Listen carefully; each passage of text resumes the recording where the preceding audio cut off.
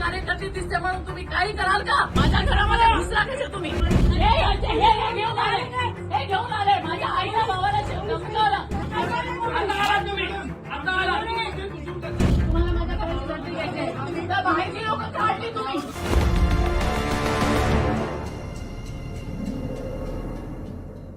सुजाता पालांडे यांच्याकडून पैसे वाटप केलं जात आहे असा आरोप करत त्यांच्या प्रतिस्पर्धी उमेदवार जे आहेत योगेश बहल यांच्या कार्यकर्त्यांनी त्यांच्या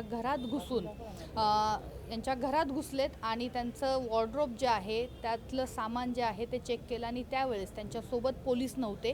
या सगळ्या प्रकरणानंतर या परिसरामध्ये तणावाचं वातावरण निर्माण झालं होतं आणि आता सुजाता पालांडेंनी या सगळ्या कार्यकर्त्यांच्या विरोधामध्ये तक्रार दिलेली आहे. नेमकं काय घडलं हे आपण त्यांच्याकडून जाणून घेऊयात.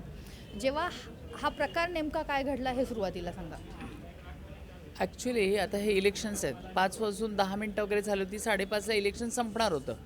आम्ही आपापल्या बूथवर क्लोजिंग आणि बाकीच्या गोष्टीच्या आम्ही तयारीमध्ये होतो.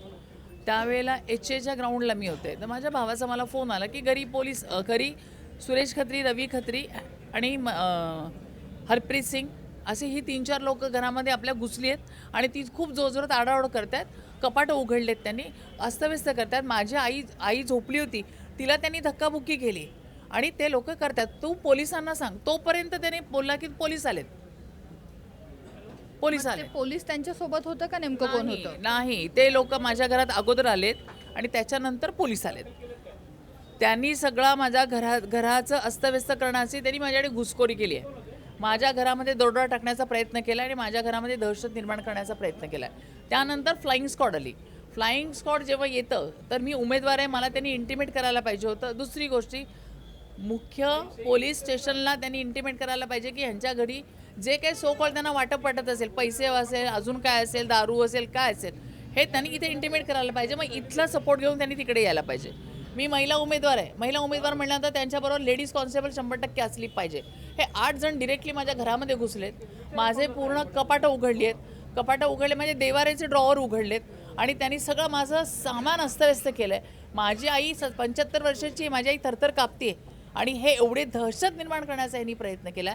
ह्या सगळ्या दहशतमध्ये योगेश बहल आणि त्याच्याबरोबर असलेले हे 4 लोक, सुरेश खत्री, रवी खत्री, हरप्रीत सिंग आणि मनीष वोरा पाठीमागे उभा होता. आणि त्याच्यानंतर हे असलेले 8 अधिकारी, ह्या अधिकाऱ्यांनी 100% त्याच्याकडून पैसे घेतलेले आहेत. त्याच्याशिवाय हे 8 अधिकारी न सांगता माझ्या घरात आलेच नसते.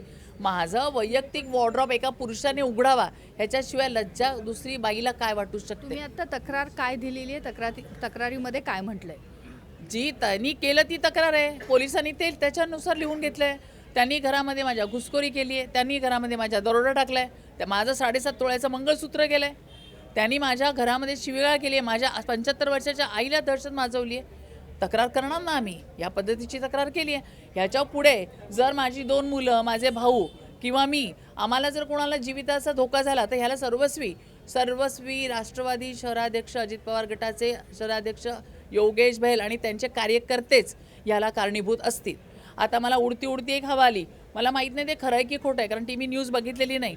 पण पुढारीला त्यांनी असं न्यूज लावली आहे की सुजाता पालांडेच्या घरामध्ये पैसे सापडले. ही बदनामी जर पेपरनी केली असेल तर पेपरनी पण शहानिशा केली पाहिजे. केली नसेल तर उत्तमच.